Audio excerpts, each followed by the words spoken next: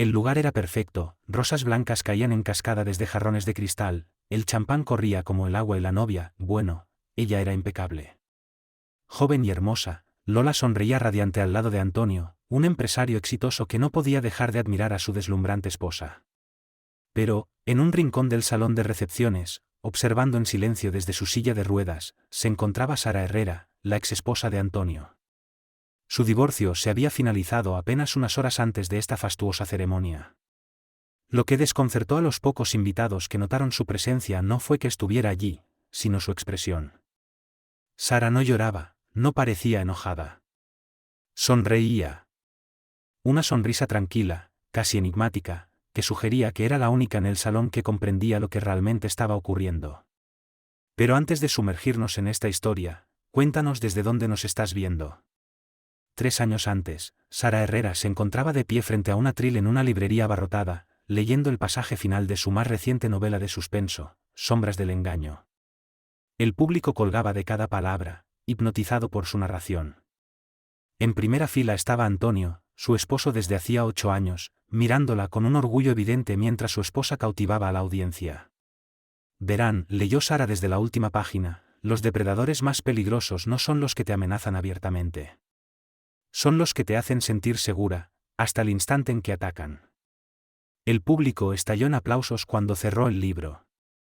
Más tarde, mientras conducían de regreso a casa en su sedán de lujo, Antonio extendió la mano para apretarla con ternura.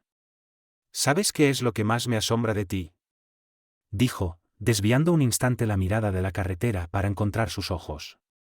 ¿Cómo comprendes la naturaleza humana con tanta profundidad?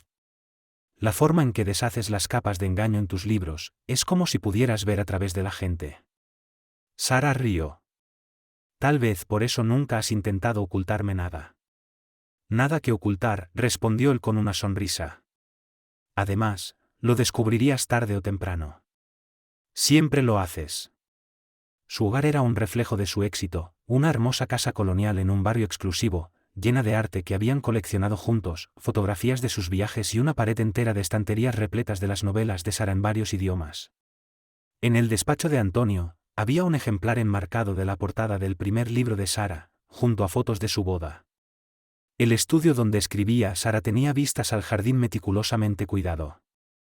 Allí creaba los thrillers psicológicos que le habían valido tanto la aclamación de la crítica como el éxito comercial. Sus historias solían explorar la traición, la ambigüedad moral y la capacidad de personas comunes de cometer pecados extraordinarios, ya sea por deseo o necesidad.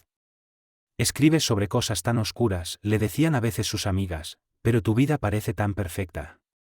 Y en efecto, lo parecía.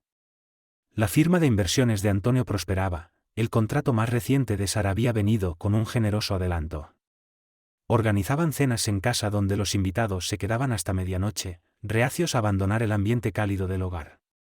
Hablaban de formar una familia, aunque ambos se habían concentrado tanto en sus carreras que habían postergado la paternidad hasta sus 30 largos. Entonces llegó el martes lluvioso que lo cambió todo. Sara regresaba de una reunión con su editorial. Las calles estaban resbaladizas por la lluvia. Más tarde, solo recordaría fragmentos, faros viniendo hacia ella, demasiado brillantes, demasiado cerca, el estruendo del metal, el mundo girando, y luego, la oscuridad. Despertó en el hospital 3 días después, con el sonido constante de los monitores y la voz de Antonio, ronca de preocupación, repitiendo su nombre una y otra vez. Cuando el médico explicó su lesión espinal, paraplegia incompleta, un término que se traducía en una vida para siempre transformada, Antonio le apretó la mano con tanta fuerza que dolía. Vamos a salir de esta, le prometió. Los mejores especialistas, la mejor rehabilitación, lo que haga falta. Durante las primeras semanas, su apoyo fue incansable. Reorganizó su agenda para acompañarla a las terapias físicas, entrevistó personalmente a cuidadores, investigó tratamientos experimentales y tecnologías adaptativas. Dormía en una silla incómoda junto a su cama del hospital, negándose a irse. Pero con el paso de los meses, a medida que se hacía más evidente que Sara probablemente nunca volvería a caminar sin ayuda, algo cambió en Antonio. Fue sutil al principio. Empezó a llegar más tarde al hospital, a irse antes. Atendía llamadas en el pasillo, bajando la voz. Cuando Sara preguntaba por su trabajo, él respondía con evasivas. Clientes complicados. Nada de qué preocuparse. Cuando Sara volvió a casa, esta había sido adaptada con rampas y puertas más anchas. Su estudio había sido trasladado a la planta baja. Todo era práctico, accesible, y de algún modo, más frío que como lo recordaba. Antonio contrató a una asistente domiciliaria llamada Olivia para ayudar a Sara durante el día. Olivia tenía unos 50 años, ojos amables y manos firmes. Ayudaba a Sara con sus ejercicios, con el baño, con el vestir, con las 100 pequeñas indignidades que implicaba su nueva realidad. Tu esposo se ha esforzado mucho para que estés cómoda, observó Olivia durante su primera semana. Sí, respondió Sara, mirando a su alrededor, a los espacios cuidadosamente rediseñados. Hizo todo, menos estar aquí. Las ausencias de Antonio se hicieron más largas, sus explicaciones más vagas, noches hasta tarde en la oficina, congresos los fines de semana, emergencias con clientes. Sara, que siempre había sido observadora, que se ganaba la vida notando esos pequeños detalles que revelaban verdades mayores, empezó a ver las señales con claridad. Un recibo de un restaurante costoso en una noche en la que le había dicho estar trabajando. Un rastro de perfume desconocido en su cuello. La manera en que ya no la miraba a los ojos al hablar de su día. Y luego estaba su asistente, Lola. Joven, hermosa, atenta. Lola, que había empezado a trabajar con Antonio justo antes del accidente de Sara. Lola, que llamaba a la casa con creciente frecuencia, con una voz dulce como la miel para explicar que el señor Herrera había dejado su teléfono en la oficina, o que necesitaba un archivo urgente, o que le había pedido que verificara cómo estaba la señora Herrera. 6 meses después del accidente, Sara entró en el despacho de Antonio mientras él se duchaba. No había entrado para husmear, solo quería recuperar un libro que recordaba haber visto en su estantería. Pero al chocar su silla contra el escritorio, el teléfono de Antonio se iluminó con la vista previa de un mensaje de texto: ya te extraño. Anoche fue perfecto. No puedo esperar a que ella se vaya. Sara se quedó muy quieta. La pantalla del teléfono se apagó lentamente mientras ella absorbía el golpe de aquellas pocas palabras. En ese momento, algo se cristalizó dentro de ella, no solo el conocimiento de la traición, sino una fría claridad sobre quién era realmente su esposo, o quizás quién había sido siempre, detrás de la fachada de devoción. Cuando Antonio salió de la ducha, ella lo esperaba en la sala, con su teléfono desbloqueado sobre las piernas. ¿Quién es él?, preguntó simplemente. El rostro de Antonio pasó por una serie de expresiones: sorpresa, negación, ira, y finalmente una especie de alivio, como si también hubiera estado esperando ese momento. Creo que ya lo sabes, dijo sin intentar recuperar el teléfono. Dímelo de todas formas. Lola. Mi asistente se sentó frente a ella, pasándose las manos por el cabello aún húmedo. Simplemente, pasó, Sara. No lo planeé.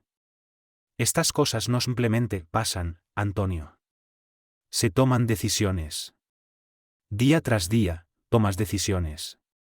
No tienes idea de lo que ha sido esto para mí, dijo él, alzando la voz. Todo cambió. Nuestra vida, nuestros planes, nuestro futuro, todo desapareció en un instante. Sara soltó una risa amarga. ¿Crees que no lo sé?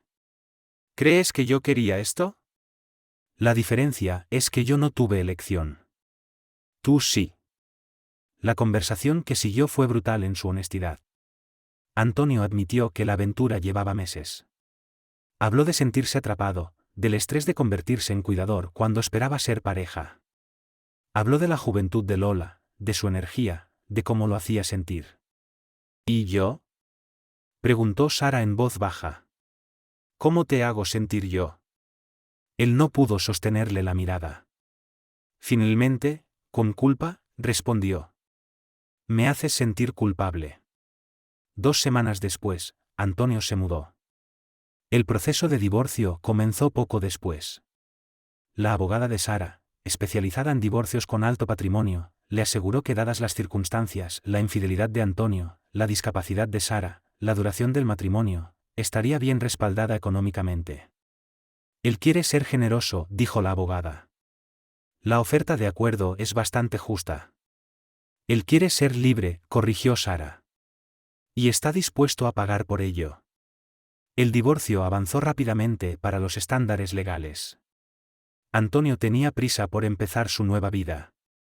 No había hijos de por medio y Sara no tenía energía para luchar por las posesiones materiales. Se quedó con la casa, un acuerdo económico sustancial, y su dignidad. Lo que más la sorprendió durante ese periodo fue su propia calma. Había esperado sentirse devastada, destruida por el doble golpe de la discapacidad física y la traición marital. En cambio, sintió un curioso desapego, como si observara su vida desde afuera, como si fuera un personaje más en una de sus novelas. No es que no sintiera dolor. Lo sentía, agudamente. Pero junto al dolor, había algo más, la curiosidad analítica de una escritora que se pregunta cómo se desarrollará esta historia. Los papeles finales del divorcio llegaron para su firma una soleada mañana de primavera. Mientras Sara firmaba su nombre, poniendo fin oficialmente a su matrimonio, Olivia le trajo una taza de té y un sobre. «Esto llegó para ti», dijo Olivia. «Entrega especial». Dentro había una invitación.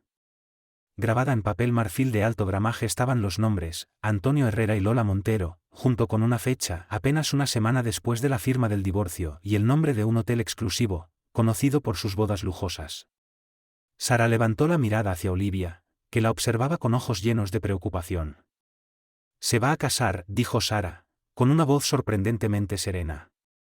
«El próximo sábado». Olivia tomó la invitación, la leyó y emitió un sonido de disgusto. «La tinta ni siquiera se ha secado en tus papeles de divorcio. Esto es cruel». «No», dijo Sara pensativamente, «esto es revelador». Alzó la vista hacia Olivia. «Quiere que sepa lo rápido que está avanzando, lo feliz que es, lo perfecta que será su nueva vida». «¿Está bien, señora Herrera?» Sara guardó silencio durante un largo momento, sus dedos recorriendo las letras en relieve. «Voy a ir», dijo finalmente. «A la boda». «¿Pero por qué te someterías a eso?» Sara sonrió con una pequeña y reservada sonrisa que no llegó a sus ojos. «Porque, Olivia, siempre he creído que una buena escritora necesita ver el final de la historia». Y así, en un perfecto día de junio, Sara Herrera se sentó en su silla de ruedas en un rincón del salón de eventos de un lujoso hotel, observando cómo Antonio se casaba con Lola, la joven y hermosa mujer que había sido su asistente, su amante y ahora, su esposa. La ceremonia fue suntuosa, sin escatimar en gastos. Lola lucía un vestido de diseñador que realzaba su figura esbelta.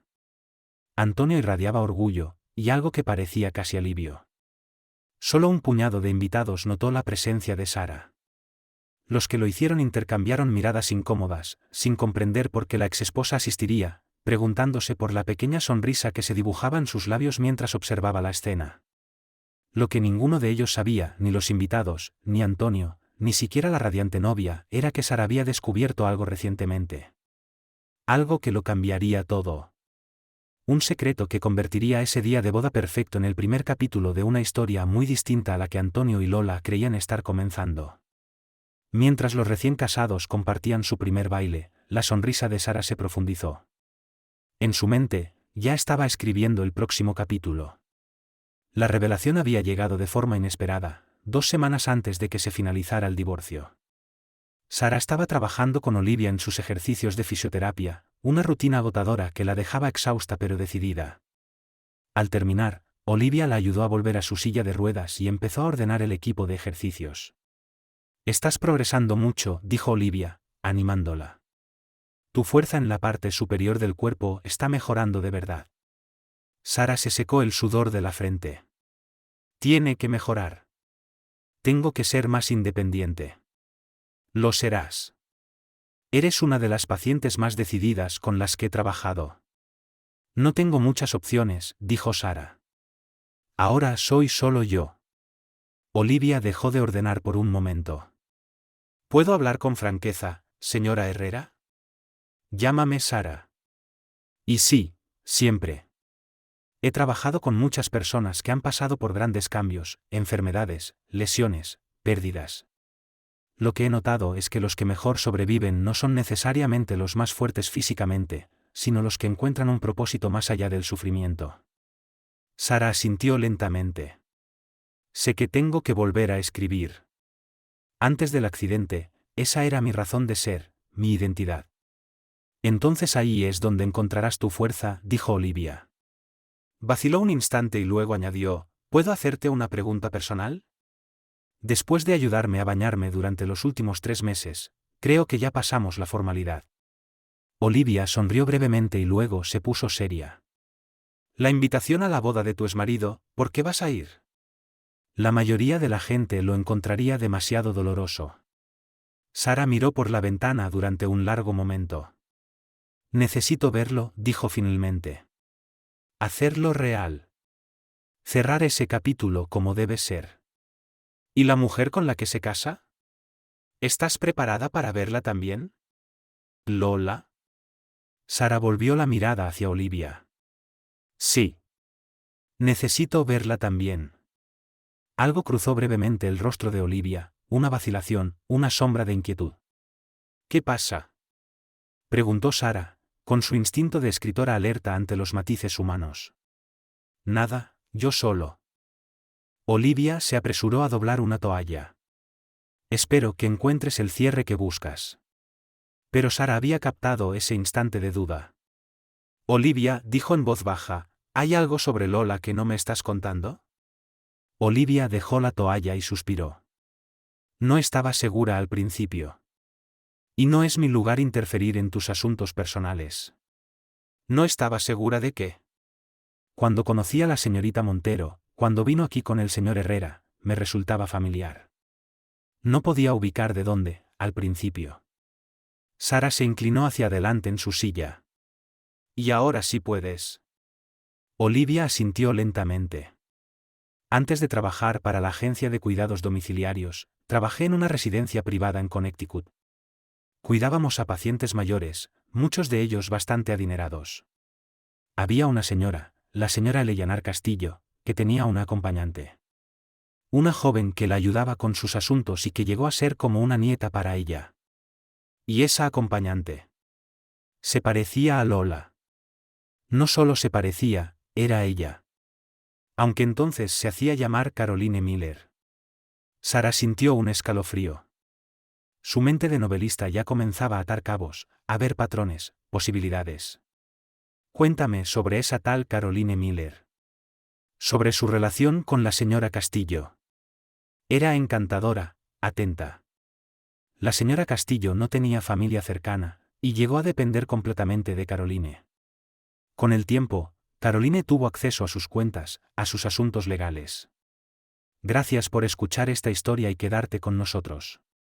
Nos encantaría conocer tu opinión, deja un comentario abajo y cuéntanos qué harías tú si estuvieras en una situación así. La aisló de los pocos amigos que le quedaban, continuó Olivia, y su expresión se endureció. Y luego, la señora Castillo cambió su testamento, dejándole todo a Caroline. Al mes, murió de forma inesperada. Los médicos lo llamaron causas naturales, tenía 87 años, después de todo. Pero algunos de nosotros tuvimos nuestras dudas. ¿Qué pasó con Caroline, con Lola, después de eso? Heredó más de $2 millones. Y luego desapareció. Unos meses después, hubo una investigación. Salieron a la luz otras inconsistencias, preguntas sobre la medicación de la señora Castillo, pero Caroline Miller ya no estaba. Se esfumó sin dejar rastro. Olivia miró directamente a Sara. Hasta que la vi aquí, llamándose Lola Montero. Sara se quedó completamente inmóvil, asimilando la información. ¿Estás segura de que es la misma mujer?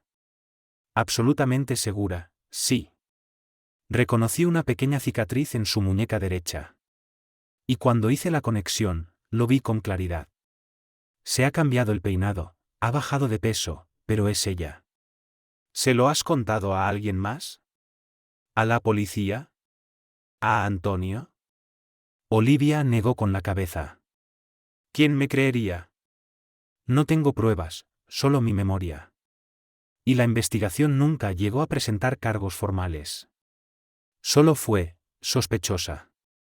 ¿Ella sabe que la reconociste? No lo creo. Fui muy cuidadosa de no reaccionar cuando lo supe. Y solo ha venido un par de veces con el señor Herrera. Sara se acercó a la ventana, mirando hacia el jardín que alguna vez cuidó con sus propias manos. Su mente trabajaba rápidamente, conectando puntos, viendo cómo emergía una imagen más grande. Olivia, dijo sin darse la vuelta, ¿tienes algún contacto en esa residencia?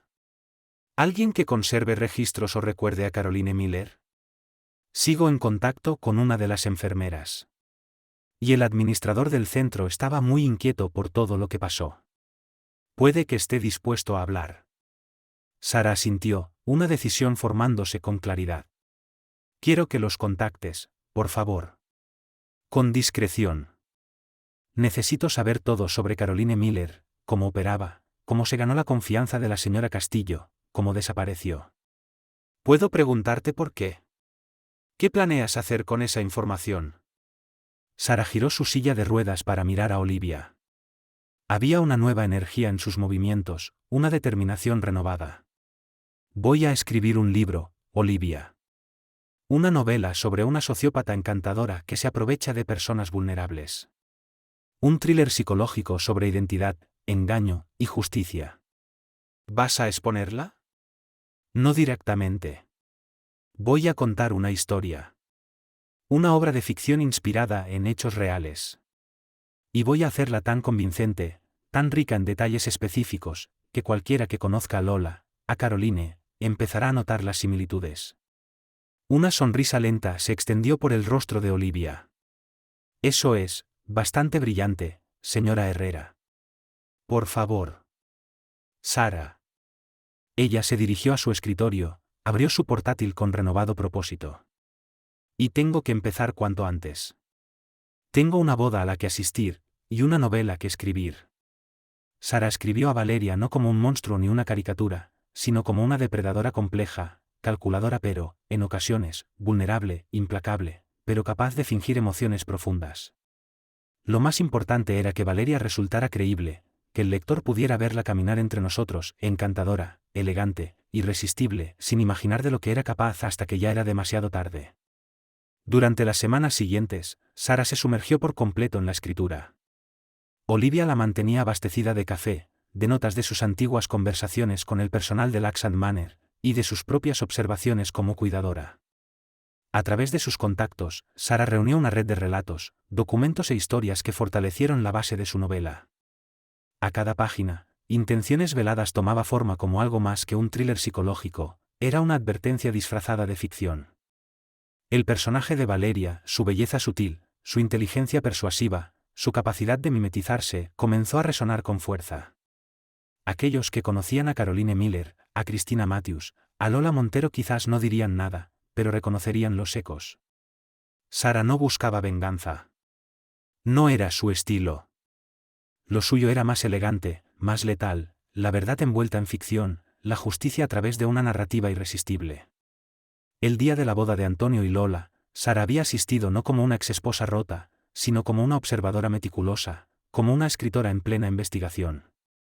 Vio el gesto exacto con el que Lola tocaba el brazo de Antonio para parecer dulce, la forma en que sonreía justo antes de lanzar una mirada controladora, cómo dominaba la habitación sin que nadie se diera cuenta. Antonio ya no era el hombre que ella había conocido. Había cambiado. No solo por el accidente o el divorcio. Había sido transformado por la presencia de Lola, aislado cuidadosamente, reprogramado, como otros antes que él. Y Sara lo entendía ahora. Entendía a todos sus personajes. A Lola. A Antonio. A ella misma. De regreso en su casa, en la calma de su estudio, Sara empezó a escribir con una intensidad que no había sentido en años. Cada palabra era un golpe preciso, cada capítulo una pieza en un rompecabezas cuidadosamente construido. Y mientras escribía sobre Valeria, su voz interior, sus motivos, sus secretos, Sara tejía entre líneas una historia que solo aquellos que debían entender, entenderían. Bald Intentions sería una novela. Pero también sería una advertencia.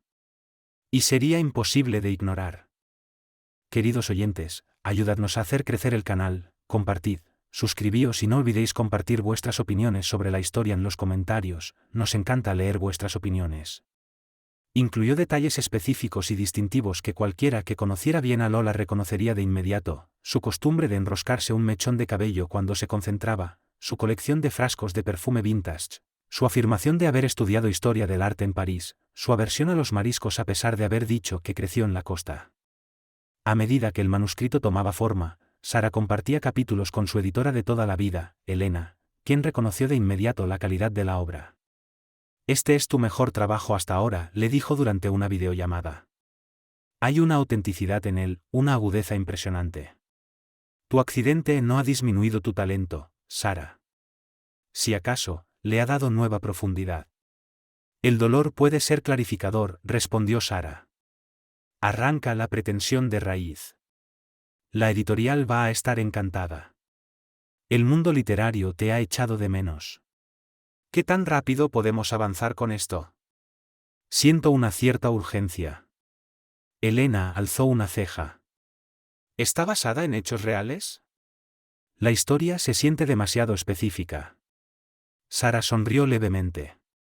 Toda ficción toma algo de la realidad. Y últimamente he estado pensando mucho en la traición y el engaño. Bueno, el momento es perfecto. En la lista de publicaciones de otoño hay un hueco, otro thriller se retrasó. Si nos movemos rápido, Intenciones Veladas podría ocupar ese lugar.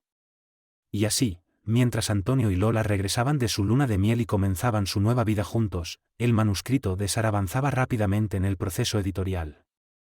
Se enviaron copias anticipadas a críticos, se desarrollaron planes de marketing y se fijó una fecha de publicación. «Esto es más que un regreso», le dijo Elena. «Es un renacer». Para Sara, era algo más también. Era justicia. Y estaba tomando forma, una frase cuidadosamente elaborada a la vez. 3 meses después de la boda de Antonio y Lola, comenzaron a aparecer vallas publicitarias en las principales ciudades con la portada de Intenciones Veladas. La imagen mostraba la silueta de una mujer proyectando múltiples sombras, cada una con una forma distinta, una representación visual de las identidades cambiantes del personaje principal. Bajo el título, se leía una línea de impacto: «Se convierte en quien necesitas, hasta que te lo quita todo». La editorial presentó la novela como el gran regreso de Sara Herrera a la literatura después de su accidente.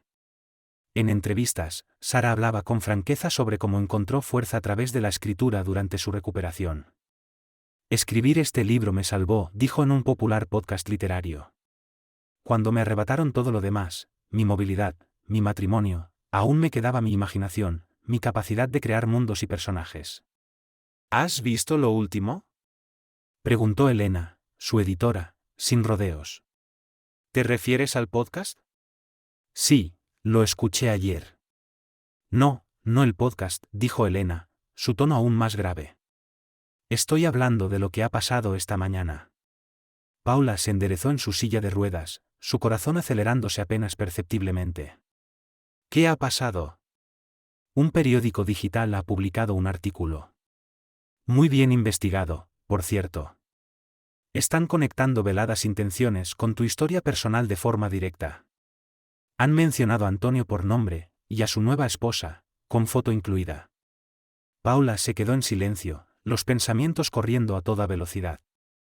No era exactamente una sorpresa, pero sí una aceleración del desenlace que no había anticipado. «¿Qué tipo de tono tiene el artículo?», preguntó con cautela. «Curiosamente neutral. No te acusa. Más bien sugiere. Plantea preguntas. Pero plantea todas las preguntas correctas. Y no ayuda que el artículo esté siendo compartido a lo loco en redes sociales. Twitter está que arde. Incluso el nombre, Caroline Miller, es tendencia. Y los comentaristas no están tardando en enlazarlo con Lola Montero». Paula cerró los ojos un momento, respirando hondo. Sabía que esto podía pasar. Solo, no tan pronto. «Mira», dijo Elena, suavizando su voz, «si te sientes expuesta, podemos emitir un comunicado. Decir que la novela es ficción, inspirada libremente en varios casos reales. Podemos redirigir la conversación hacia el valor literario, la exploración psicológica». «No», la interrumpió Sara. «No quiero negar nada. Nunca lo hice. Pero tampoco quiero dar entrevistas explicando lo obvio. Que una escritora transforma dolor en palabras. Que la verdad, cuando se viste de ficción, puede ser aún más poderosa».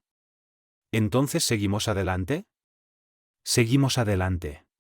Y lo hicieron. Pero el revuelo no se apagó. Todo lo contrario. La mezcla de ficción inquietantemente realista, rumores bien fundamentados y una historia de fondo tan dramática como cualquier novela hizo que Intenciones Veladas pasara de éxito editorial a fenómeno cultural. Lectores y oyentes de podcasts comenzaron a investigar casos similares, a compartir historias de familiares vulnerables que también habían sido manipulados por personas encantadoras con pasados misteriosos. A los pocos días, una antigua enfermera del centro de retiro en Florida se presentó en otro podcast. Confirmó que había trabajado con una mujer que se hacía llamar Christina Matthews y mostró un viejo formulario con su firma. La letra coincidía, según algunos expertos en redes. Otra pieza del rompecabezas. Las búsquedas en Internet del nombre, Caroline Miller, se dispararon. Los reporteros empezaron a indagar discretamente sobre Lola Montero. Su historial resultó sorprendentemente difícil de verificar. Y mientras el mundo exterior intentaba armar la historia detrás de Intenciones Veladas, Sara continuaba escribiendo. Porque aunque la verdad comenzaba a salir a la luz, esa no era su historia final. Era solo el comienzo del siguiente capítulo. Dije, investigué a fondo, respondió Sara con calma, manteniendo su rostro sereno. Matías Luque no apartó la mirada. Cerró lentamente su libreta, como si quisiera marcar un momento crucial. Señora Hernández, dijo con suavidad, pero con firmeza. Usted escribió una novela, sí. Pero entre líneas, también dejó un mapa. Y creo que sabe exactamente a quién lleva ese mapa. Sara se giró ligeramente hacia la ventana, donde las hojas comenzaban a dorarse con el otoño. El jardín parecía tranquilo, pero su mente bullía. En algún nivel profundo, siempre supo que este momento llegaría. Que alguien con las herramientas, la mirada entrenada, la perseverancia, uniría los puntos. ¿Y qué busca exactamente de mí, señor Luque? La verdad, respondió él sin vacilar. No necesariamente para publicarla aún. Pero si esto es lo que creo que es, una depredadora serial que ha explotado a personas vulnerables durante años, entonces estamos ante algo más grande que una historia literaria. Es un patrón criminal. Y usted, más que nadie, ha delineado cómo opera. Sara permaneció en silencio. Podía oír el tic-tac del reloj de pared, el crujir de las ramas afuera. Por un momento, la escritora en ella quiso aferrarse a la narrativa, al poder de la ambigüedad. Pero otra parte, más despierta, más determinada, sabía que era hora. Tengo nombres, dijo finalmente. Lugares. Contactos. Personas que recuerdan a Caroline Miller, o Christina Matthews, o Lola Montero. No pruebas definitivas, pero sí piezas. Piezas que, ensambladas correctamente, podrían revelar la imagen completa. Luque asintió, sin tomar notas esta vez, simplemente escuchando. Quiero ayudar, añadió Sara. Pero a mi manera. Lo que he empezado con Intenciones Veladas es una forma de justicia, pero hay una parte que requiere más que palabras. Si usted puede prometerme que irá más allá del sensacionalismo, que tratará esta historia con el respeto que merece, entonces sí. Colaboraré con usted. Luque inclinó la cabeza en señal de respeto. No estoy buscando escándalo. Estoy buscando justicia. Sara respiró hondo. Después de todo lo perdido, todo lo reconstruido, esta era su oportunidad de hacer que contara. No por venganza, sino por verdad. Por las víctimas pasadas. Por las posibles víctimas futuras. Bien, dijo, con una nueva firmeza en la voz. Entonces empecemos.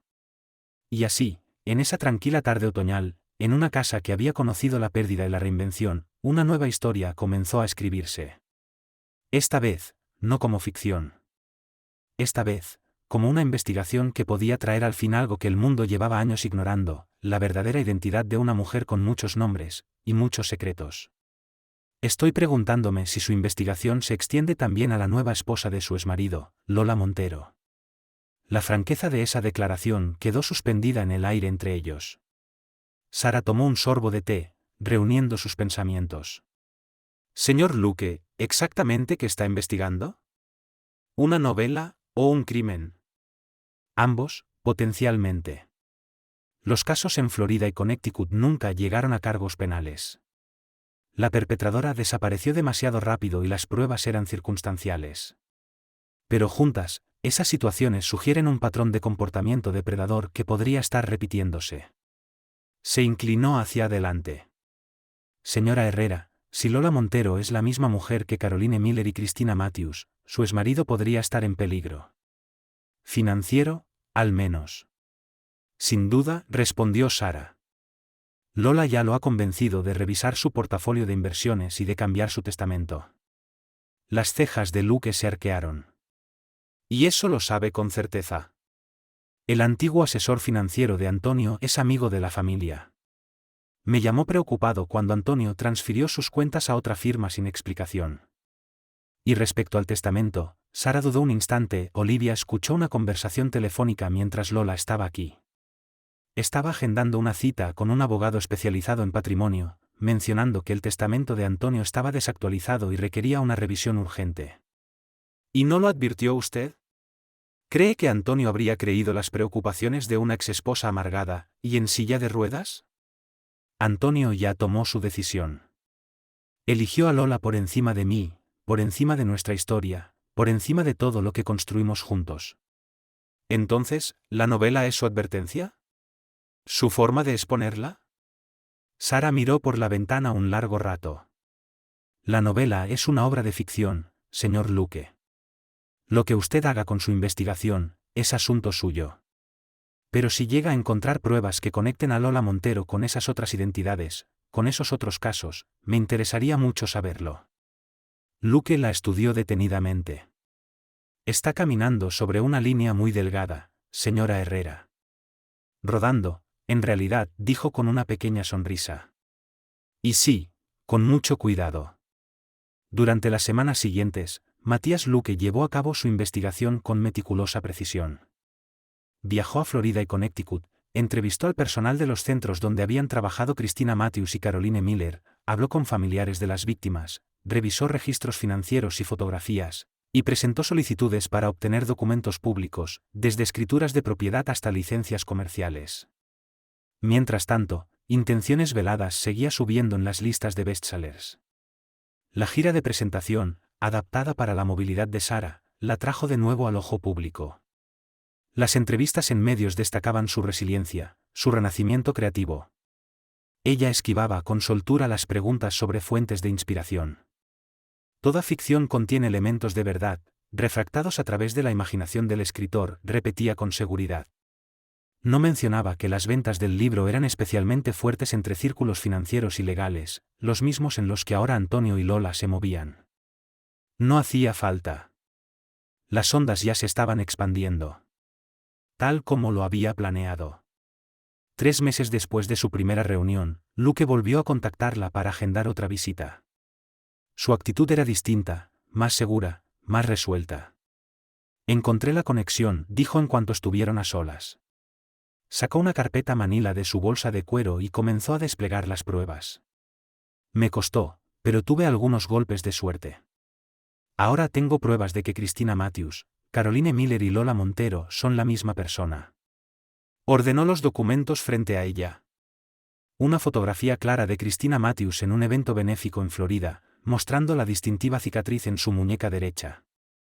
Registros médicos de una clínica en Connecticut donde Caroline Miller fue tratada por esa misma cicatriz, aparentemente causada por un accidente infantil. Registros escolares de una Celeste Montgomery que dejó su pueblo natal en Ohio a los 18, con una foto de anuario que mostraba una versión más joven de la misma mujer.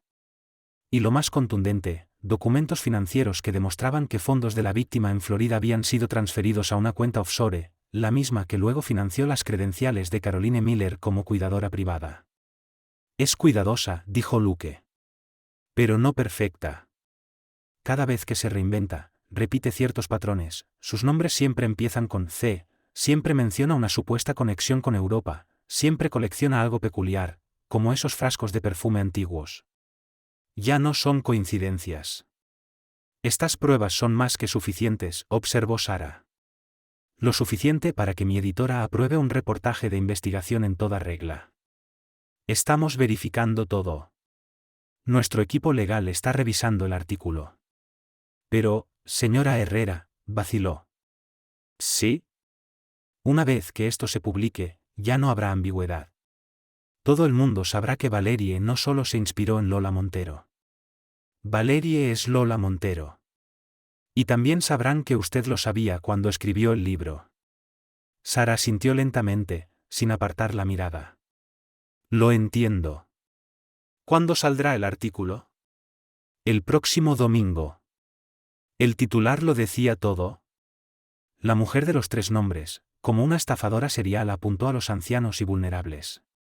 Sara sostuvo el periódico con manos firmes, aunque su corazón latía con fuerza contenida. Olivia la observaba desde la entrada del estudio, esperando cualquier señal de reacción. Pero Sara no dijo nada al principio. Solo leyó. El artículo era extenso, meticulosamente documentado, con fotografías, líneas temporales, testimonios, y conexiones financieras que unían los alias de Christina Matthews, Caroline Miller y Lola Montero en una única figura, una mujer encantadora, adaptable y letal. Los casos descritos eran impactantes, pero lo que más resaltaba era el patrón: manipulación emocional, aislamiento, control financiero, desaparición. El artículo no mencionaba directamente el nombre de Antonio Herrera, pero el paralelismo con los hechos recientes de su vida era innegable para quien conociera los detalles. Y ahora, muchos más lo harían. Cuando terminó de leer, Sara dejó el periódico sobre su escritorio. Olivia aún esperaba. ¿Lo lograste?, preguntó, suavemente. Sara tardó un momento en responder. Finalmente, habló con calma. La verdad ya no está entre líneas. Está en tinta. En papel. En manos de cualquiera que quiera verla. Olivia sintió, sin decir más, sabiendo que ese momento no requería celebración, sino respeto. Más tarde, Sara volvió a su escritorio. Encendió su portátil, abrió el documento que había guardado días atrás. Releyó la carta dirigida a Antonio. Cada palabra seguía resonando como debía. Pero aún no presionó enviar. No todavía. El mundo acababa de enterarse. Antonio, probablemente, estaba leyendo el artículo en ese mismo instante. O tal vez Lola aún intentaba distraerlo, negar lo innegable, encontrar alguna salida. Sara no tenía prisa. La verdad tenía su propio ritmo. Lo que había sembrado con intenciones veladas ya no podía deshacerse. Cerró el documento, no sin antes añadir una última línea, escrita sin rencor, solo con certeza. No escribí para herirte. Escribí para advertirte. Lo demás, era inevitable. Sara se apoyó contra el respaldo de su silla. Afuera, el viento otoñal movía las hojas en el jardín. El mundo seguía girando. Pero ya no era el mismo. Y ella tampoco. La escritora había hecho lo que mejor sabía hacer, contar la verdad. A su manera. El artículo era exhaustivo y devastador. Trazaba la evolución de Celine desde Celeste Montgomery hasta Christina Matthews y Caroline Miller, documentando la estela de traición y explotación financiera que había dejado tras de sí. Detallaba cómo cada nueva identidad había sido financiada con los activos obtenidos de víctimas anteriores. Incluía entrevistas con familiares de esas víctimas, con trabajadores de la salud que habían sido testigos de sus métodos, con expertos financieros que explicaban cómo operan típicamente estos esquemas. Inevitablemente, el artículo exploraba las conexiones entre esos casos reales y la novela de Sara Herrera, Intenciones veladas. Citaba a expertos literarios que discutían la ética de usar la ficción para exponer delitos del mundo real. Señalaba la cercanía entre la fecha de publicación del libro y la boda de Antonio y Celine. Lo que no hacía, y por ello Sara se sintió agradecida, era retratarla como una exesposa vengativa. En cambio, Luke la presentó como una aguda observadora del comportamiento humano que había reconocido un patrón donde otros solo veían coincidencias. Su parálisis y su divorcio se mencionaban como contexto, no como motivación. Para el mediodía, la historia ya había sido replicada por medios nacionales. Para la noche, era tendencia en redes sociales. Los lectores de Intenciones veladas expresaban su asombro ante lo mucho que la novela se parecía a la realidad. Las ventas se dispararon nuevamente, esta vez impulsadas por la controversia. Sara esperó, sabiendo que tarde o temprano Antonio la contactaría. La llamada llegó a la mañana siguiente. Su nombre apareció en la pantalla por primera vez en casi un año. Ella dejó que sonara 3 veces antes de contestar. Hola, Antonio. ¿Es verdad? Su voz era tensa, controlada, pero con una corriente subterránea de ira. ¿Escribiste ese libro sabiendo quién era ella? ¿Planeaste todo esto? ¿A qué parte te refieres? ¿Así Celine es una estafadora que ha engañado a personas vulnerables antes? ¿O así yo lo sabía cuando escribí el libro? A ambas. A cualquiera. Solo dime la verdad, Sara. Sí, a ambas, respondió con voz serena. Olivia la reconoció de Connecticut. Investigué. Vi el patrón. Y sí, escribí el libro sabiendo exactamente quién era y qué había hecho. Hubo un largo silencio. ¿Por qué no me lo dijiste directamente? ¿Por qué esta elaborada farsa con una novela y ahora un artículo en el periódico? Me habrías creído, Antonio, si te hubiera llamado y te hubiera dicho, ¿tu nueva esposa es una estafadora que ha manipulado a personas vulnerables antes? ¿Qué habrías hecho? Me habrías descartado como una excelosa y resentida. No lo sabes. Sí lo sé. Estuve casada contigo 8 años. Cuando tomas una decisión, especialmente sobre alguien, no cambias de opinión fácilmente. Decidiste que Celine era perfecta. Que era todo lo que yo ya no era, joven, completa, sin complicaciones. Eso no es justo. ¿No? Me dejaste cuando más te necesitaba. Te casaste con ella con una prisa indecente. Has estado reestructurando tu vida financiera a su sugerencia. Dime, ¿también te ha animado a alejarte de tus antiguos amigos? ¿A considerar mudarte a otro lugar, uno donde su pasado no pueda alcanzarla? Su silencio fue respuesta suficiente. ¿Y ahora qué? Preguntó finalmente, con la voz más apagada. Eso depende de ti. Las pruebas en el artículo de Luke son sustanciales. Las autoridades de Florida y Connecticut probablemente reabrirán sus investigaciones ahora que conocen su identidad y paradero. Sobre tu matrimonio, tus bienes, esas son decisiones tuyas. Debes estar disfrutando esto, dijo, con amargura. No, Antonio. No disfruto tu dolor. Nunca lo hice. Solo quería que la verdad saliera a la luz. Lo que hagas con ella, es tu elección. Cuando colgó, Sara se quedó en silencio por un largo rato, mirando su jardín, donde el otoño ya daba paso al invierno. No sentía triunfo ni vindicación. Solo una mezcla compleja de alivio, tristeza, y una extraña sensación de cierre.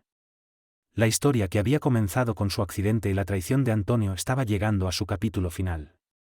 Pero su propia historia, su vida como escritora, como mujer que reconstruía su identidad después de una pérdida profunda, apenas comenzaba un nuevo volumen. Las consecuencias del reportaje de Luke se desarrollaron con la inevitabilidad dramática de un thriller bien planeado. En cuestión de días, las autoridades de Florida y Connecticut anunciaron la reapertura de investigaciones sobre las muertes y el fraude financiero de las víctimas anteriores de Celine. Peritos forenses financieros comenzaron a rastrear el movimiento de fondos a través de empresas fantasma y cuentas offshore. Celine desapareció inmediatamente después de la publicación del artículo. Un acto de fuga que solo reforzaba su culpabilidad. Dejó atrás una maleta empacada apresuradamente en la casa que compartía con Antonio y retiró $50,000 en efectivo de su cuenta conjunta antes de que se congelara su acceso. Antonio, conmocionado y humillado, se retiró de la vida pública. Emitió un escueto comunicado a través de su abogado declarándose otra víctima del engaño de Celine Montero y solicitando privacidad. En privado, inició el proceso para anular el matrimonio por fraude. Para Sara, las semanas posteriores trajeron una mezcla extraña de reconocimiento profesional y escrutinio personal. Intenciones veladas se mantenía en la cima de las listas de ventas, ahora leída no solo como thriller psicológico, sino como denuncia en clave de ficción. Críticos literarios debatían la ética de su enfoque, con opiniones divididas, algunos la consideraban pionera de una nueva forma de ficción periodística, otros opinaban que había cruzado una línea usando su plataforma como novelista para lo que era esencialmente un ajuste de cuentas personal. Sara apenas dio entrevistas durante ese periodo. Rechazó la mayoría de las solicitudes con una simple frase. El libro habla por sí solo. Cuando la presionaban sobre sus motivaciones, Sara mantenía firme que su principal preocupación siempre había sido impedir que Selina hiciera daño a otras personas, incluido Antonio. Entonces, 6 semanas después de la publicación del artículo de Luque, Sara recibió una carta certificada. Al abrirla, encontró una notificación legal: Antonio Hernández la estaba demandando por difamación, exigiendo $10 millones en daños y perjuicios. La demanda alegaba que Sara había publicado maliciosa y deliberadamente información falsa con la intención de destruir el matrimonio y la reputación del demandante. Sara leyó el documento 2 veces, notando con particular interés que Antonio estaba siendo representado por Eric Amador, uno de los litigantes más agresivos y mediáticos de la ciudad. El escrito judicial sostenía que Sara había fabricado conexiones entre Lola Montero y otras identidades pasadas por celos y venganza, y que su novela era un ataque apenas disimulado, diseñado para causar el mayor daño posible a nivel personal y profesional. Suspirando, Sara tomó el teléfono y llamó a su agente literaria, quien la puso en contacto con el equipo legal de la editorial. Esa misma noche, había contratado a Sofía Salazar, una abogada de renombre en materia de libertad de expresión, especializada en defender autores frente a demandas por difamación. En realidad, esto es una buena noticia, le dijo Sofía durante su primera reunión. La difamación requiere falsedad. Si lo que usted escribió, o en lo que se basó, es sustancialmente cierto, entonces eso constituye una defensa absoluta. Pero la novela es ficción, señaló Sara. Nunca afirmé que estuviera basada en personas reales. Sofía sonrió. La ficción siempre ha sido un vehículo para la verdad, señora Herrera. Y gracias al excelente trabajo de investigación del señor Luque, contamos con verificación independiente de las conexiones entre Selina y sus identidades anteriores. La demanda del señor Hernández, de hecho, nos brinda una plataforma para presentar todas esas pruebas, de forma muy pública. ¿Entonces cree que ganaremos? Creo que el señor Hernández ha cometido un grave error táctico. Solo por haber presentado la demanda, mantiene viva la historia en los medios. Y el proceso de descubrimiento, añadió, con una mirada calculadora, será muy revelador. Y tenía razón. La demanda reavivó el interés mediático. Programas de entretenimiento y noticieros lanzaron segmentos con títulos como Cuando la ficción se vuelve realidad y La venganza de la autora. Portales literarios y revistas culturales debatían sobre el caso no solo como un escándalo personal, sino como un precedente sobre los límites entre ficción y realidad, arte y acusación, narrativa y justicia. Cada aparición del nombre Paula Hernández se convertía en una oportunidad para recordar los hechos, para vincular las pruebas, para replantear públicamente quién era realmente Lola Montero. Y aunque la historia seguía siendo intensa y profundamente personal, Sara sabía una cosa con absoluta claridad: había cruzado el umbral de víctima a voz, y ya no era su mundo el que se estaba desmoronando. Era el de ella. El de Celine. Fue la primera vez que Sara veía a Antonio desde su boda con Celine. Entró por una puerta lateral del juzgado junto a su equipo legal, visiblemente más delgado, el rostro tenso, la mirada baja. Por un instante, sus ojos se cruzaron, y aunque él intentó sostenerle la mirada, fue Sara quien no parpadeó. No con desafío, sino con una tranquila certeza. Estaba lista. La sala estaba repleta. Reporteros, observadores jurídicos, curiosos, todos ahí por el espectáculo poco común, una novela que parecía haber salido de las páginas del propio libro que se juzgaba. El cruce entre ficción, reputación y verdad personal tenía a todo el país debatiendo sobre ética, libertad creativa, y los límites del arte como justicia. Cuando el juez entró, se hizo el silencio. Comenzó la audiencia preliminar. Los abogados de Antonio argumentaron que Intenciones Veladas era, en esencia, una obra de difamación disfrazada de ficción, una vendetta personal construida con la intención de dañar la reputación de su cliente. Eric Amador fue enfático: las similitudes eran tan específicas que ningún lector razonable podría concluir que Valeria no era Celine Montero, y que las acciones descritas no eran, al menos implícitamente, atribuidas a la esposa del demandante. Pero Sofía Salazar, con su tono sereno y su lenguaje quirúrgico, desmanteló punto por punto la acusación inicial. La verdad es una defensa absoluta contra la difamación, su señoría, dijo. Y la novela de la señora Hernández está respaldada por investigación independiente y evidencia documentada, publicada previamente en medios de comunicación. Además, Intenciones Veladas no menciona a la demandante por nombre, y la propia autora jamás ha afirmado públicamente que se base en personas reales. La reacción del público no puede sustituir al criterio legal. El juez, un hombre mayor con fama de imparcial, escuchó sin interrupciones, tomando notas. En un momento, incluso pidió una copia impresa del artículo de The Boston Globe y marcó varias secciones con un bolígrafo rojo. La sesión duró más de lo previsto. Al final, el juez anunció que emitiría su decisión sobre la moción de desestimación en un plazo de 10 días. Los abogados intercambiaron miradas. Antonio evitó el contacto visual. Al salir del juzgado, Sara fue recibida nuevamente por una avalancha de cámaras y preguntas. Esta vez, se detuvo por un instante, miró directamente a los reporteros y dijo con voz clara: «La ficción es una forma de verdad. Yo escribí lo que vi. Lo que sabía. Lo que temía que se repitiera. Si eso incomoda, quizás sea porque la verdad también lo hace». Y continuó su camino. Esa noche, en su casa, mientras Olivia preparaba la cena, Sara volvió a sentarse frente a su laptop. A pesar del juicio, del ruido mediático, de las opiniones divididas, su impulso creativo no se había apagado. Todo lo contrario. Abrió un nuevo documento. En la primera línea escribió: «No todas las historias buscan justicia. Algunas la crean». Porque aunque la batalla legal seguía en curso, ella ya había ganado lo más importante, su voz. Su verdad. Y la certeza de que, a veces, la literatura no solo refleja la realidad. La transforma. Sara lo miró fijamente.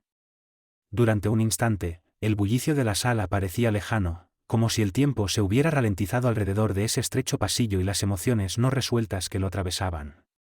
Antonio estaba allí, frente a ella, visiblemente más viejo, más frágil. El traje que llevaba, de corte impecable, colgaba flojo sobre su cuerpo, como si la estructura que una vez lo sostuvo también se hubiera desmoronado un poco. «Podrías habérmelo dicho», repitió él, más suavemente esta vez. «No tenías que hacerlo así». Sara sostuvo su mirada sin titubear. «¿Me habrías creído?». El silencio que siguió fue tan denso como una confesión. Antonio bajó la mirada, como si esa sola pregunta hubiese destilado toda la esencia del pasado entre ellos. No necesitaba responder. Ambos sabían la verdad.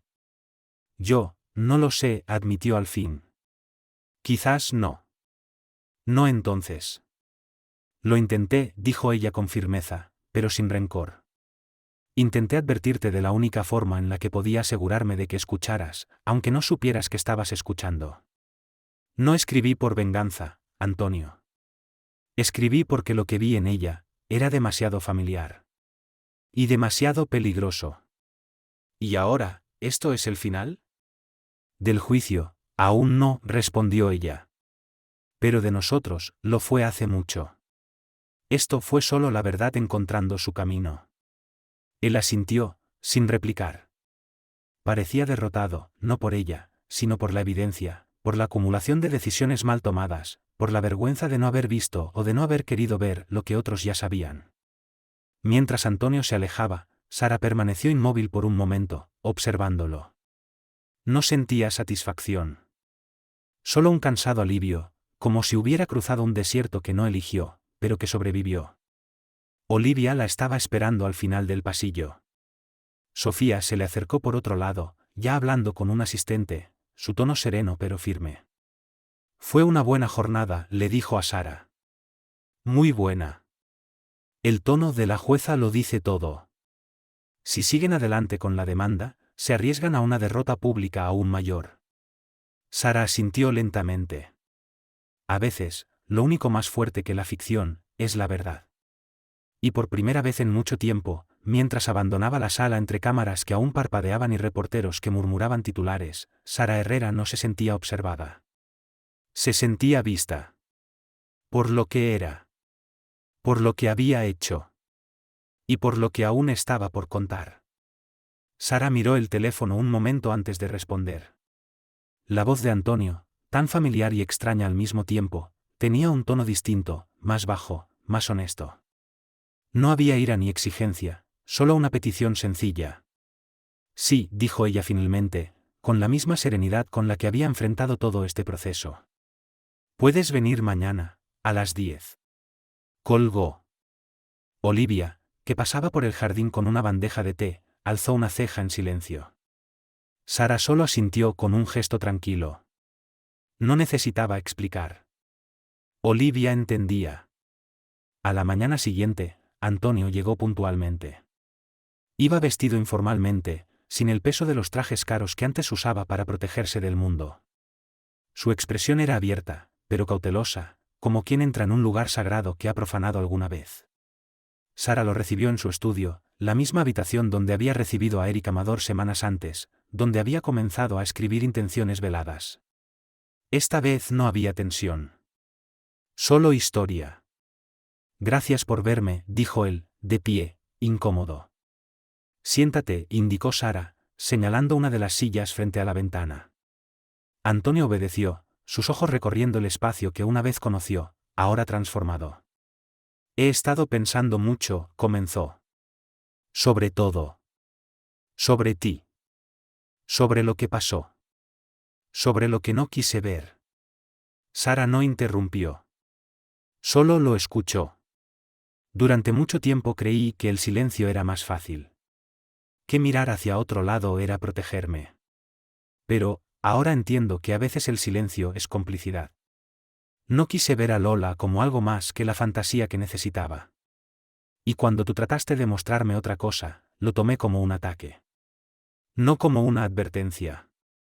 Hizo una pausa, buscando sus palabras con cuidado. No vengo a pedirte perdón, porque no sé si lo merezco. Pero sí quería decirte que lamento profundamente cómo actué. Cómo te dejé sola. Cómo subestimé tu voz. Sara sintió que algo, muy en el fondo, se aflojaba. No una herida que se cierra del todo, pero sí un nudo que dejaba de apretar. Gracias por decírmelo, dijo suavemente. No escribí ese libro para vengarme de ti. Lo escribí porque tenía que hacerlo. Porque vi algo que nadie más quería ver. Tú incluido.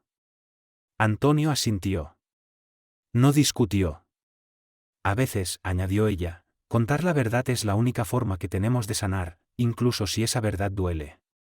A veces, la escritura no es venganza. Es supervivencia. Él la miró entonces con una mezcla de admiración y pesar. Siempre fuiste más fuerte de lo que creí. Más valiente. No lo sentía así al principio, dijo ella con una sonrisa leve. Pero con el tiempo, descubrí que la verdad tiene un poder silencioso. Persistente. Cuando Antonio se despidió, lo hizo sin dramatismo. Con respeto. Como si finalmente hubiera entendido que la historia que habían compartido ya tenía su final, y que lo único que quedaba era aceptar el epílogo. Esa noche, Sara volvió a sentarse frente a su computadora. Afuera, los primeros brotes de la primavera se mecían en el viento. El juicio había terminado, la verdad estaba escrita, el pasado había hablado. Y ahora era tiempo de comenzar algo nuevo. En la primera página en blanco, escribió: la verdad no siempre destruye. A veces, libera. Y empezó a escribir de nuevo. No para denunciar. No para advertir. Sino simplemente, para crear. Porque lo había logrado. Había recuperado su historia. Y el resto, el futuro, aún estaba por contar. En algo que tuviera sentido, concluyó Sara, su voz tranquila pero firme. En algo que pudiera sostenerme cuando todo lo demás se vino abajo. Antonio bajó la mirada, asintiendo lentamente. Había algo desarmado en él, una honestidad tardía que llegaba demasiado tarde. Lo lograste, dijo, casi en un susurro. Todo el mundo habla del libro. De ti. Y no solo como una víctima, sino como alguien que tomó control. Que contó una historia que necesitaba ser contada. Sara no respondió de inmediato.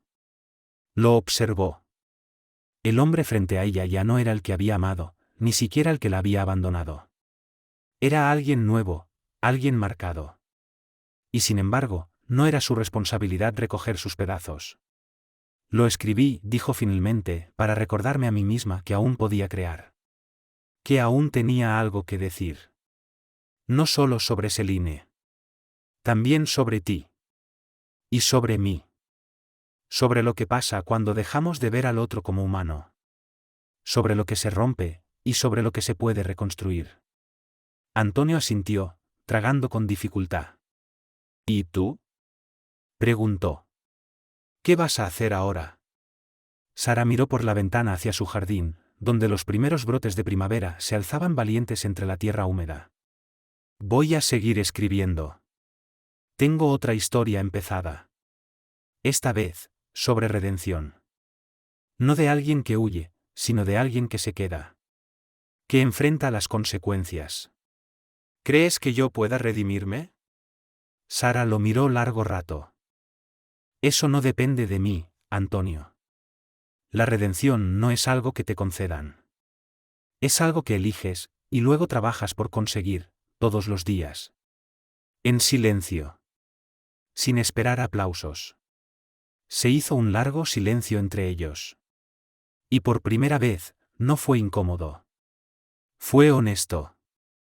Finalmente, Antonio se levantó. Gracias por recibirme, dijo, con humildad real.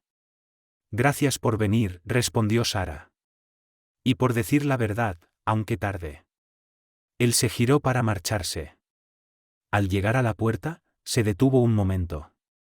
Te deseo lo mejor, Sara. Siempre.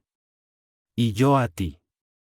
Cuando se fue, Olivia entró en la sala con una taza de té. No preguntó nada. Simplemente se sentó a su lado y le pasó la taza. ¿Estás bien? Preguntó suavemente. Estoy en paz, dijo Sara. No es lo mismo que estar bien. Pero es un buen comienzo. Aferró la taza entre sus manos, y mientras el vapor se elevaba, su mente ya volvía a su historia inacabada. Porque había muchas más verdades que contar. Y muchas formas nuevas de contarlas. La ovación fue inmediata. No ensordecedora, pero sentida. Una mezcla de respeto, curiosidad y admiración. El público reunido en aquel antiguo teatro de Londres, crítico, lector, escritor, académico, la esperaba no solo como autora, sino como símbolo de algo más grande, el poder de la narrativa para revelar, para transformar, para sanar. Sara tomó su lugar frente al atril adaptado, con una ligera sonrisa que ocultaba su emoción. Miró al auditorio, se permitió un breve silencio, y luego habló. Las historias no son solo espejos. También son mapas. A veces reflejan lo que somos. Otras veces, nos muestran hacia dónde podríamos ir. La sesión titulada La verdad en la ficción, cuando la literatura expone la realidad, había atraído a una multitud diversa. Algunos venían por el escándalo. Otros por el arte. Pero todos estaban atentos mientras Sara hablaba de intenciones veladas, de los límites entre realidad y ficción, de su proceso creativo y de cómo el dolor, al ser transformado en palabras, puede convertirse en algo útil. Incluso hermoso. Las preguntas no tardaron en llegar. Una mujer joven, periodista, preguntó si sentía que había cruzado una línea. Tal vez, respondió Sara. Pero algunas líneas están hechas para cruzarse, sobre todo cuando la verdad vive del otro lado. Lo que hice fue ponerle voz a lo que muchos intuían, pero nadie se atrevía a decir. Y si eso incomodó, bien. El confort rara vez cambia el mundo. Otra pregunta vino de un académico que le preguntó si veía Reconstrucción, su próxima novela, como una secuela espiritual de Intenciones veladas. Sara lo pensó un instante. No es una continuación. Es una respuesta. Donde Intenciones veladas desmantela, Reconstrucción reconstruye. No desde la venganza, sino desde la resiliencia. La audiencia aplaudió con fuerza. Después de la charla, durante la firma de libros, muchas personas se acercaron no solo para hablar de su obra, sino para compartir sus propias historias, de pérdida, de engaño, de reconstrucción. Una mujer en silla de ruedas le dijo con lágrimas en los ojos que leer Intenciones veladas la había hecho sentir vista por primera vez. Otra, que era abogada, confesó que el libro la había inspirado a especializarse en protección legal de adultos mayores. Sara escuchó cada historia con atención, sin prisa. Porque había comprendido algo esencial, su historia ya no era solo suya. Había tocado otras vidas. Había generado conciencia. Había empujado a la acción. De vuelta en el hotel, exhausta pero llena de energía emocional, Sara se recostó frente a la ventana que daba a los tejados de Londres. Olivia, como siempre, se había encargado de todo, pero ahora ya no como cuidadora, como amiga. Como socia en esta nueva etapa de la vida. ¿Te diste cuenta?, le dijo Olivia, sonriendo mientras dejaba una taza de té en la mesa. Esta vez no hablaste para sobrevivir.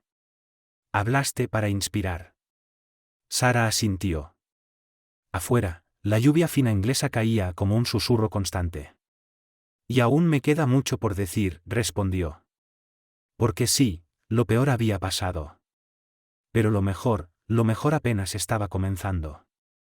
Sara leyó el mensaje una vez más antes de responder. No con emoción, ni con resentimiento. Solo con una especie de serenidad que se había ganado a pulso. Era el cierre que nunca pidió, pero que, en cierto modo, siempre había merecido. Me alegra que la verdad ya sea plenamente conocida. Cuídate, Antonio. Lo envió. Luego dejó el teléfono a un lado y volvió a mirar por la ventana. Londres brillaba bajo la lluvia fina, como si el cielo quisiera limpiar lo que quedaba. Era un paisaje melancólico, sí, pero también honesto. Y Sara, por primera vez en mucho tiempo, sentía que el mundo y ella hablaban el mismo idioma. Lola, o Claret Bow, como ahora se hacía llamar, había sido localizada. La red finalmente se había cerrado en torno a la mujer que había vivido saltando de historia en historia, tomando nuevas identidades como otros cambian de abrigo. Pero esta vez, no habría nuevo capítulo para ella. Y Sara, que alguna vez pensó que su historia había terminado en una sala de hospital, entendía ahora que lo que había hecho no solo la había salvado a ella. Había detenido un ciclo. Había prevenido otras tragedias. Había escrito algo que no solo revelaba una verdad, sino que también la detenía. La oferta de Netflix para adaptar Intenciones Veladas la hacía sonreír con ironía. Aquello que comenzó como un grito silencioso, una forma de no perderse en su propio dolor, ahora se convertiría en imágenes, voces, escenas. Pero había una condición. Quiero que la discapacidad no sea decorado, ni motivación. Quiero que sea retratada como vivencia, los obstáculos físicos, sí, pero también los sociales. Las barreras invisibles. La incomodidad que genera ocupar un espacio que el mundo no te diseñó. Lo aceptaron. Porque su historia era demasiado potente como para no escucharla. En la feria literaria, cuando aquella joven le susurró gracias por mostrarnos que tener una discapacidad no significa ser débil, algo en Sara se quebró y se reconstruyó al mismo tiempo. No solo había recobrado su voz. La había amplificado. Su siguiente novela, Reconstrucción, seguía avanzando con firmeza. Más íntima. Más verdadera. Una historia sobre empezar de nuevo, cuando ya no queda nada. Y quizá esa era la lección final de todo esto. Que la vida no se rompe para acabarse. Se rompe para dejar pasar la luz. Esa noche, al regresar al hotel, Sara abrió su portátil y escribió la primera línea de un nuevo capítulo, aún sin saber si sería novela, crónica o ensayo. Algunas verdades no nos salvan. Pero sí salvan a otros. Y a veces, eso basta. Y con eso, volvió a escribir. Porque la historia no había terminado. Solo estaba comenzando otra. Sara miró la foto en la pantalla de su móvil, los primeros brotes de primavera despuntando en su jardín, la tierra oscura salpicada de color, tulipanes tempranos, narcisos, alguna violeta atrevida asomando entre los tallos aún tímidos. El mensaje de Olivia era breve, pero cargado de sentido. La vida sigue. Y de forma hermosa. Sonrió, dejando que el peso suave de esas palabras la envolviera. Era cierto. La vida no solo había continuado. Había florecido. Con cicatrices, sí. Con pérdidas. Pero también con un sentido más profundo, más real. El estreno de la adaptación de Intenciones Veladas había sido un hito, pero no el destino final. Ver su historia y la de tantas otras personas, reflejada en pantalla, transformada en algo colectivo, narrado con respeto y verdad, había cerrado un ciclo. O tal vez lo había abierto. La joven periodista en la recepción tenía razón, el valor de su historia no residía en superar la discapacidad, como si fuera una meta, sino en no permitir que se volviera una jaula. En negarse a desaparecer. La pantalla de su teléfono volvió a iluminarse, un nuevo mensaje de su editora. ¿Has pensado en el título para tu memoir? Sara dejó el teléfono a un lado y se giró hacia su cuaderno, ese viejo aliado que siempre llevaba consigo. Abrió una página en blanco y, sin dudarlo, escribió la frase que había cruzado por su mente tantas veces desde el comienzo de todo. Demasiado terca para ser invisible. Lo subrayó. Luego sonrió. Sí. Ese sería el título. Después, cerró el cuaderno, apagó las luces, y se permitió simplemente estar. No como símbolo, ni como autora, ni como víctima reconstruida. Solo como Sara, mujer, escritora, testigo y narradora de su propio renacer. Porque la vida seguía. Y lo hacía con belleza. Y esta vez, ella elegía el rumbo. Store. Paula cerró los ojos un momento, dejando que el peso de esas palabras, de su propia historia, se asentara con calma en su pecho. No era el tipo de final que las novelas prometen, con líneas limpias y cierres impecables. Era algo más real, más humano. Una evolución. Porque sí, había perdido mucho. Pero también había encontrado más de lo que alguna vez pensó posible. Una voz. Una causa. Una comunidad. Una versión de sí misma sin adornos ni excusas. Mañana volvería a su escritorio, a ese rincón silencioso desde donde había reclamado su lugar en el mundo. Donde las palabras se volvían puente, espada, espejo. Donde el dolor se convertía en posibilidad. Y mientras la ciudad dormía a su alrededor y la noche caía con la suavidad de una página pasada, Sara Hernández sabía algo con total certeza. No importa cuán impredecible sea el argumento. No importa cuántos giros tenga la trama. Siempre podemos escribir el próximo capítulo. Y el suyo apenas estaba comenzando.